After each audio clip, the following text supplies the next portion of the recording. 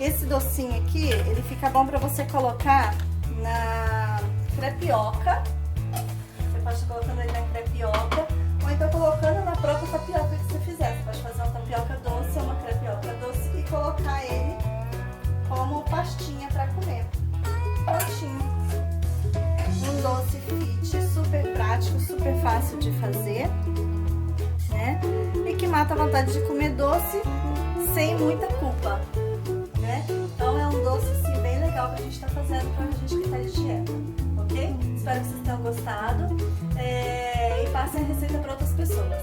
Dá um linkzinho aí na mãozinha assim, ó, se você gostou. Deixa um comentário se você também quiser, tá bom? E eu aguardo vocês na próxima receita. Até mais!